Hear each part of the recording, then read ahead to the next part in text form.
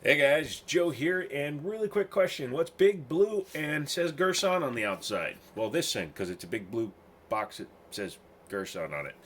Anyways, Joe here, and today I'm taking a look at another Girsan firearm. We looked at the MC21 a couple of weeks ago. That was that big top heavy 9mm.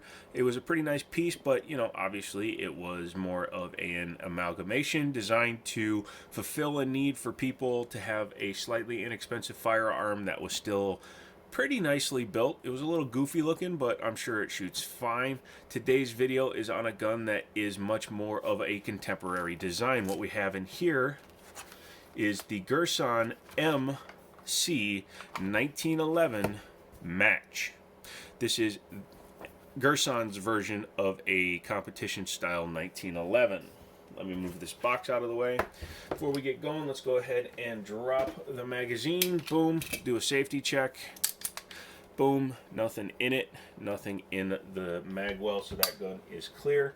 Let's go back to the box real quick. Again, it's a bright blue box, no big deal. So a lot of different manufacturers use different colored boxes. And inside you get a nice cutout foam inserts. You can pull these out if you want to add things. It only comes with the gun, one lock, a cleaning rod, and the paperwork. As you can see from the price tag, this is a $671 price tag. This is the minimum price you're going to be able to buy from a dealer, as the manufacturer has set the price, not the dealer. Pardon me, I was grabbing my gun stand. It's a very nice case. It is not airline approved, but it does lock, so at least you have a little bit of security. Actually, looking at it, it does not lock, so I take all that back, but it's still a nice case. Oh no, it does lock. Go ahead and drop the slide on it and take a look at the exterior on this gun. It's a very, very handsome firearm. As you can see, it's got all the modernized stuff on it. It's got a really generous, hold on, beaver tail on there. It's very nicely curved. It's actually aggressively curved, more so than some firearms I've ever seen.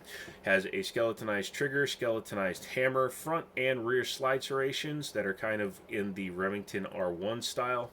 Has a competition style rear sight. I don't think it's an actual LPA because it doesn't say LPA on it, but it's a really nice one. It actually looks like the same one that EAA puts on the back of their Witness CZ clone match grade pistols, and it has a big tall front blade with nothing on it, but it is dovetailed in, so you could knock it out and replace it with a nice fiber optic. I wouldn't do anything with that. That's perfect the way it is.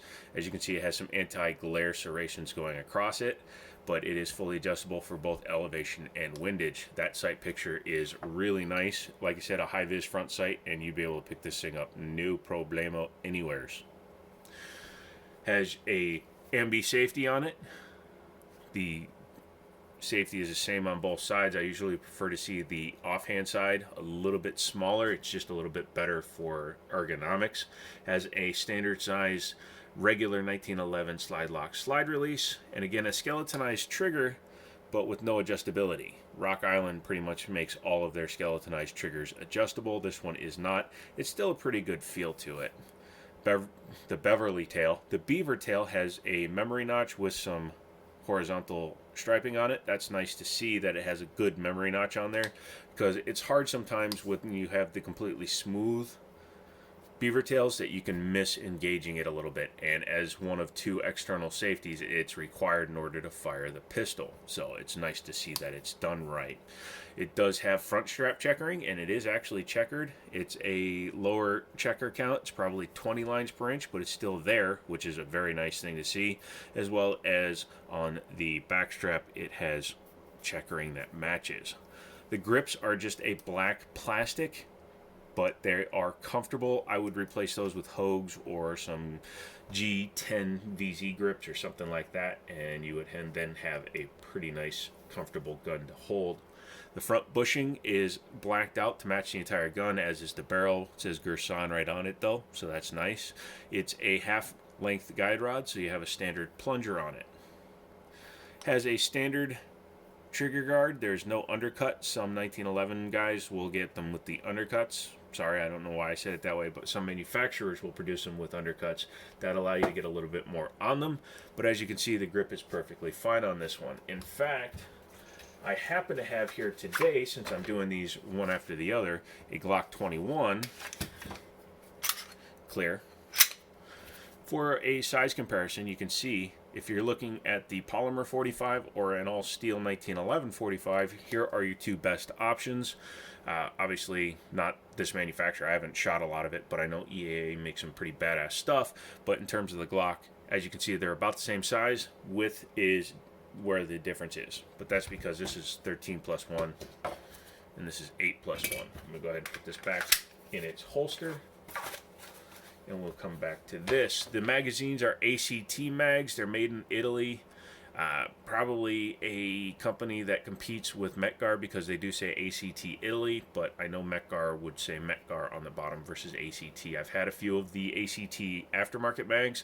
They tend to be a 7-rounder, so it's nice to see they included an 8-rounder. Overall fit and finish appears to be nice and tight.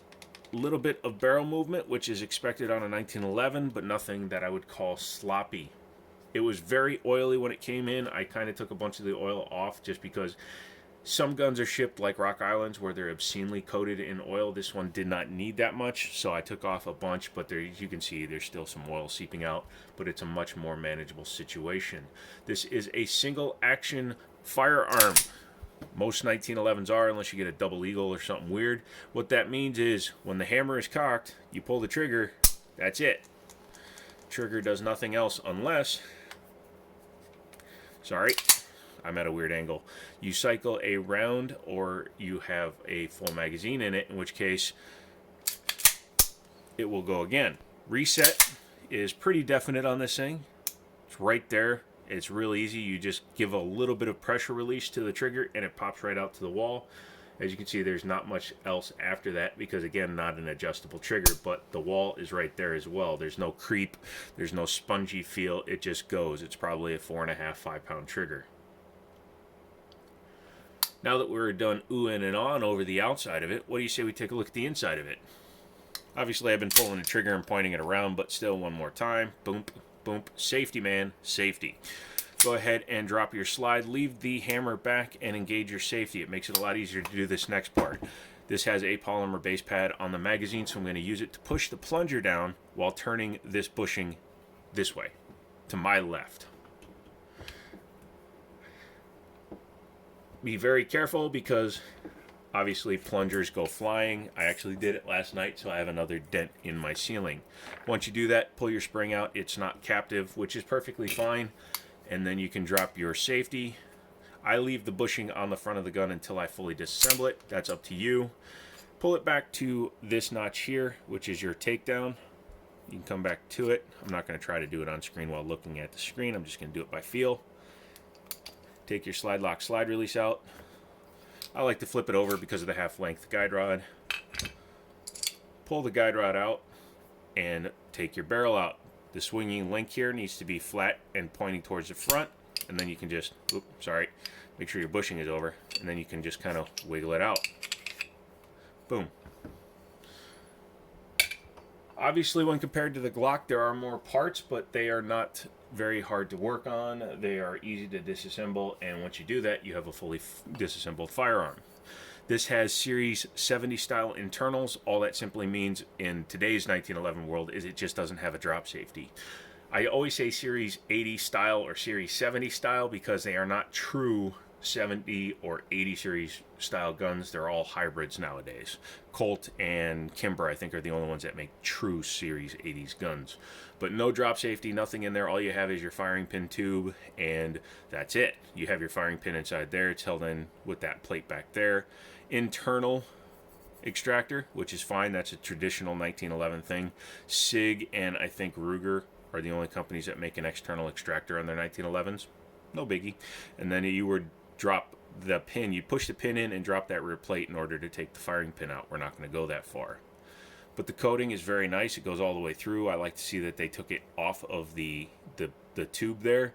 It aids in smoothness and means you have to do less tuning of the gun right from the get-go. An all-black barrel with 2 lugs up top, traditional John Moses Browning lug lock-up, tilting, action, all that words. Yeah, I love words. standard spring, so you can replace it. You can get a stiffer one. I wouldn't recommend a lighter one, but you can get a stiffer one if you want the slide to move a little bit faster. Typically, when you replace that spring, you should replace the spring for the sear, because you want them to be running at about the same tension or compatible tensions in order to make the gun function perfectly, so that you have the timing right for when it's pushing the slide forward and pulling a new barrel or a new bullet into the barrel. Looking at the barrel to the ramp, you can see it's a very short, it's just a beveled barrel, which is what you want in a 45, and it's close enough to the ramp to where it should allow it to feed hollow points pretty easily. That's the one thing I haven't tried with this. I don't have any extra hollow points just laying around that I can get up and pick up, and I just forgot about it. So yeah, how's about that for some honesty and oopsies? Reassembly, take your barrel, put it back in, take your bushing, put it in before you put in your spring, otherwise it's just more complicated. Make sure the bushing is turned to the, as it would be right side of the gun if it was right side up. Take your guide rod, set it in place, make sure your link is back so it's not interfering. Take your spring. This one is closed on both ends, so it doesn't matter which end goes in, but some springs have an open and a closed end. Pay attention when you disassemble your firearm. Next thing you're going to do is, or I do anyways, is once I have it in that amount of put back togetherness, I like to flip it over, make sure the link is down, and start it onto the frame. Once you do that, you can get it to start lining up like I just did there, and you can see there's the hole for the barrel bushing, or not the barrel bushing, the slide lock slide release. Lift up your slide lock slide release so you clear the side of the frame. That way you don't scratch the side of it. Push it in to start it. Bring your gun back to its disassembly notch.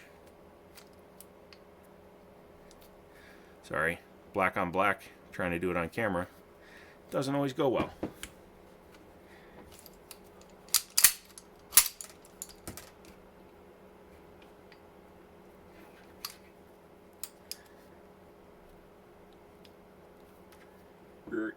There we go. Sorry, sometimes you got to get it a little bit of momentum to get it to snap into place. Once you do that, bring it back forward, lock the safety back in place, which will again prevent the slide from moving, so you can use it to put your plunger back in. Again, super amount of tension on there. Do not let go. If you let it go, it is going to go flying. Once you start the barrel bushing over the plunger, then you can relax a little bit. Again, use the front of the mag. Line that up. Make sure that the plunger is seated completely in the bushing, and then go ahead and yep, back in action. So, what do I think of the Girsan M1911 or MC1911 match? I think it's a nice pistol.